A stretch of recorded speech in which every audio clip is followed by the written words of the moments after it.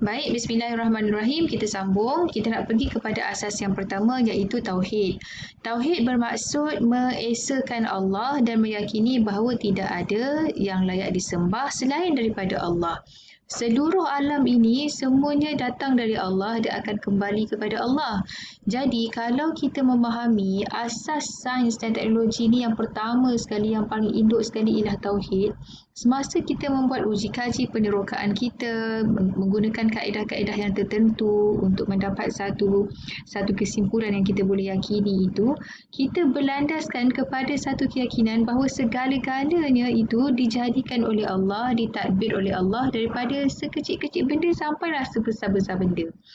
Jadi semua tu dizahirkan melalui alam ini yang kita boleh kaji dengan kita punya akal, yang kita boleh kaji dengan kita punya panca indera ini sebagai tanda kebesaran dan keagungan Allah.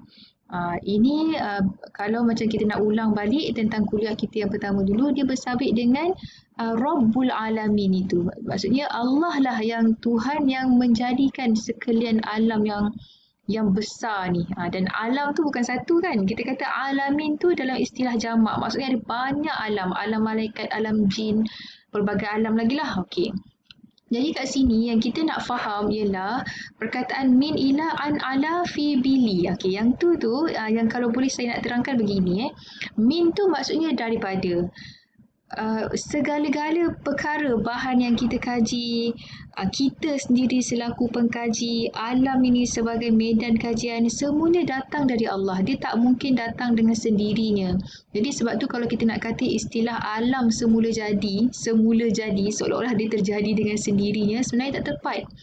Sebab tu sekarang ni kalau kita tengok, dalam buku-buku sains sekarang ni dia cakap alam ciptaan Tuhan. Itu lebih tepatlah sebab alam ni tak mungkin wujud dengan sendirinya. Dia alam ni datang daripada Allah. Maksudnya Allah yang menjadikan.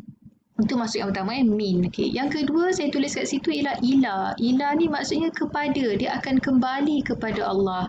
Seluruh alam ini daripada tiada kemudian diadakan, diwujudkan. Kemudian Allah pun membiarkan manusia mentadbir urus alam ini sebab kita ni khalifah. Tapi akhirnya nanti akan ada satu titik noktah di mana berakhir semua yang ada kat dunia ni, semuanya kembali kepada Allah. Semuanya akan pergi kepada Allah. Macam tu. Jadi kita memahamilah kalau kita apa sahaja yang kita buat, sama ada kita nak mengkaji vaksin COVID ke, sama ada kita nak mengkaji bagaimana struktur bangunan daripada bahan-bahan tertentu ke, kita memahami bahawa apa yang kita kaji itu hanya untuk di alam dunia dan segala-galanya akan kembali kepada Allah. Yang nak kembali kepada Allah tu kita tu. Alam tu, kalau bangunan yang kita cipta tu, kalau dia roboh semasa alam akhirat, semasa hari kiamat, dia dah settle kat situ. Tetapi kita yang mengkaji tu, ada cerita lagi selepas alam akhirat tu. Apa niat kita? Kita jujur tak waktu kita buat bahan-bahan campuran nak buatkan simen dan sebagainya? Ada tak kita culas dari sudut keselamatan sehingga boleh menyebabkan stadium pun roboh, bangunan pun runtuh, mengancam keselamatan umat? Jadi kan semua perkara ni dia akan mendorong keyakinan tauhid terhadap min ila an ala fi bili ni, dia akan mendorong kita untuk bersungguh-sungguh dalam bidang kajian kita ni. Dan dia akan mendorong kita untuk menjaga akhlak hati dan juga akhlak zahir kita ni semasa kita berurusan dengan kerja tu. Okey, jadi min daripada ila kepada an. An ni ialah tentang.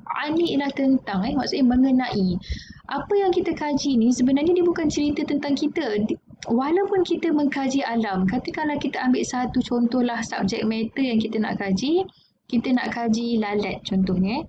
Kita nak kaji lalat, kenapa telur lalat ni boleh membahayakan kesihatan, apa kuman-kuman yang boleh hinggap dekat telur lalat.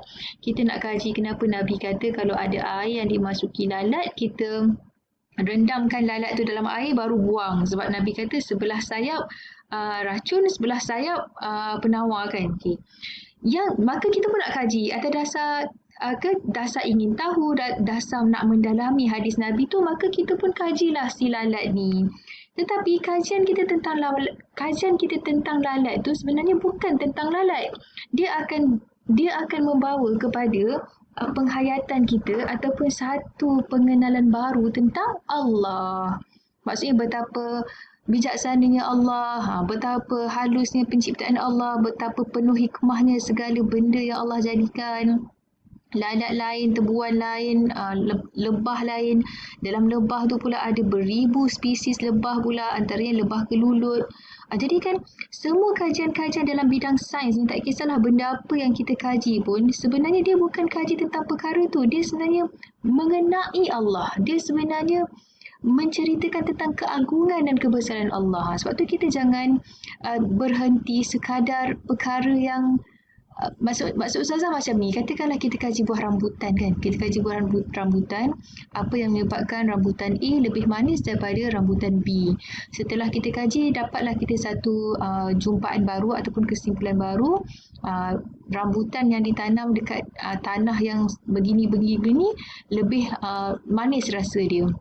Yang kita nak kaji tu bukan setakat itu. Kesimpulan tu hanya koma je. Maksudnya hanya kesimpulan awal. Kesimpulan akhir yang kita nak dapat tadi tu ialah La ilaha illallah tadi tu. Dia merujuk kepada ayat yang di awal tadi. Fa'lam, ketahuilah. Maksudnya apa saja ilmu yang kita dapat ni dia harus mengarah kepada La ilaha illallah. Semakin mendalam kefahaman kita tentang konsep tauhid tadi, konsep la ilaha illallah. Jadi seluruh alam ini, saya lagi Ustazah ulang, dia bukan tentang kita, dia bukan tentang makhluk, tapi dia tentang Allah yang membawa hati kita ni tunduk kepada kebesaran dan keagungan Allah. Okay, min ila an. Okay, sekarang ni ala. Ala ni maksudnya atas. Macam mana kita nak kata ala Allah? Maksudnya kalau kita kata ala Allah, macam biasa kita baca Bismillahi tawakkaltu ala Allah. Dengan nama Allah, aku bertawakal atasnya kan, ala Allah, atas Allah. Yang dikatakan atas Allah ni merujuk kepada aku ni bertawakal, aku ni berserah atas ketentuan Allah. Segala perkara yang kita kaji dekat alam ini, kalau kita nak kata kenapa, dalam keyakinan kita, semua tu atas ketentuan Allah, atas kehendak Allah. Contohnya kalau kita nak kaji, kenapa lebah dekat sarang macam mana kenapa lebah dekat kalau yang bersarang dekat gunung tu rasa dia lebih masam berbanding dengan lebah yang bersarang dekat kotak-kotak yang dibuat oleh manusia. Kenapa? Jadi kita tak tahu, kita bolehlah mengkaji kenapa tu. Tetapi semua aturan itu adalah atas ketentuan Allah. Kalau contoh yang paling mudah lah, contoh kita nak kata apa kalau kita nak kata kenapa burung boleh terbang tapi burung unta tak boleh terbang. Kalau nak kata-kata mudahnya, straightforward, kita akan kata memang itulah kejadian burung unta yang tak boleh terbang berbanding dengan burung pipit yang boleh terbang. Tetapi mesti ada hikmah dia kenapa burung unta ni kalau dia tak boleh terbang, dia letak kelebihan-kelebihan lain. Antaranya satu biji telur dia bersamaan dengan 20 biji telur ayam biasa. Jadi dia berbalik kepada nak menunjukkan bahawa semua ni ialah keagungan dan kebesaran Allah yang mampu menjadikan pelbagai jenis, pelbagai rupa bentuk, pelbagai sifat makhluk-makhluk dia. Jadi atas ketentuan Allah. Apa pentingnya kita faham tentang atas ketentuan Allah ini? Supaya dalam kajian kita tak merasakan kita yang membuat kajian tu. Kita tak merasakan kita yang berupaya membuat perkara-perkara tu. Sebagai contohnya, kita buat kajian tentang cahaya. Kemudian kita berjaya jumpa satu saintifik tentang cahaya ni. Kita katalah kita buat laser yang boleh tembus. Memang dah ada pun sekarang kan, laser yang boleh tembus dinding kita kata. Jadi jumpaan kita tentang bolehnya laser tu menembus dinding, itu hanya kita hanya macam menyingkap tau. Kita hanya macam baru kita jumpa satu perkara yang baru. Oh, rupa-rupanya laser cahaya ni boleh tembus dinding, boleh memecahkan batu dekat dinding. Tetapi yang hakikat yang boleh memecahkan dinding tu ialah Allah. Bukanlah kita yang mengkaji ni. Kita mengkaji, kita hanya jumpa saja. Macam umpamanya macam dalam satu kotak yang banyak sangat benda-benda dekat dalam kotak tu bercampur-campur. Kita pun mengkaji, kita bawa keluar satu. Oh, rupa-rupanya dalam kotak ni ada pensel. Lepas tu kita cari lagi dalam kotak tu. Oh, rupa-rupanya dalam kotak ni ada guli. Macam tu. Kita hanya macam menjumpa saja benda tu. Tetapi yang mengadakan benda tu, yang menjadikan sifat benda tu semuanya ialah atas ketentuan dan kehendak Allah. Okey. Seterusnya fi. Fi maksudnya dalam. Dalam apa ni? Dalam pentadbiran Allah. Kenapa kita kata harimau tu boleh makan kancil? Itu memang ketentuan Allah. Memang dalam pentadbiran Allah rantaian makanan macam tu. Kenapa kita kata penyu meninggalkan anak dia bertelur dekat pantai kan. Maksudnya penyu ni dia membesar tanpa ada mak dan ayah. Contohnya macam tu kan. Kita pun tertanya, kenapa jadi macam tu? Itu menunjukkan bahawa segala-galanya dalam pentadbiran Allah. Macam itulah, cuma tanggungjawab kita bagaimana kita nak mentadbir supaya macam bumi ini makmur, bumi ini menjadi rahmat kepada sekalian alam. Itulah bendanya.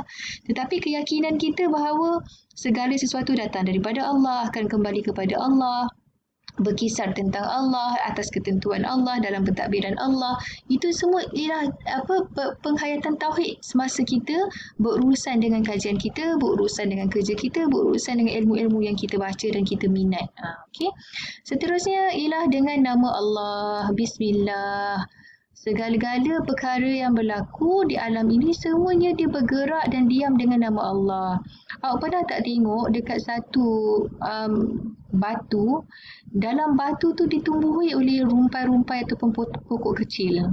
Ustazah biasa nampak perkara ni ketika jam lah. Kalau jam kita tak bergerak, kita nampak dekat divider highway tu kan batu, simen. Tapi kan kita nampak di celah-celah batu tu adanya tumbuh pokok-pokok dekat celah batu tu. Jadi kita pun terfikir macam mana pokok yang halus, benih yang kecil, halus, lembut itu dapat menembus batu konkrit yang keras tu. Malah kadang-kadang bila pokok tu membesar, kalau pokok tu tumbuh kan, pokok tu membesar, dia pula akan memecahkan batu tu. Subhanallah. Jadi Imam Said Nursi menyatakan itu antara contoh bahawa sebenarnya setiap perkara dalam dunia ni, setiap makhluk yang ada dalam dunia ni, dia bergerak dengan nama Allah, maka dengan bergerak dengan nama Allah itulah yang dia akan beroleh kekuatan. Jadi kita pun samalah. Maksudnya kalau kita nak dapat pengkajian yang baik, yang bermanfaat, kita tak boleh bergerak atas nama kita sendiri, atas semangat kita sendiri. Kita harus bergerak dengan nama Allah. Bismillah. Dan yang terakhir sekali ialah lillah, kerana Allah. Yang kita buat, segala-gala kajian yang kita buat ni ialah kerana tuntutan Allah, kerana Allah suruh, kerana nak jadi hamba Allah yang taat, kerana Allah, bukanlah kerana diri kita. Jadi penghayatan kepada apa yang Ustazah cakap tadi itulah dia berintipatikan kepada penghayatan tauhid dalam diri kita semasa kita berurusan dengan bidang kajian kita. Dan itu yang dikatakan tadi, dikatakan nanti dekat bawah tu Ustazah nyatakan keyakinan tauhid itu membentuk tingkah laku semasa kita membuat kajian sains dan juga membuat peralatan teknologi dan sebagainya. Okey, itu prinsip yang pertama tentang tauhid. Kita teruskan lagi.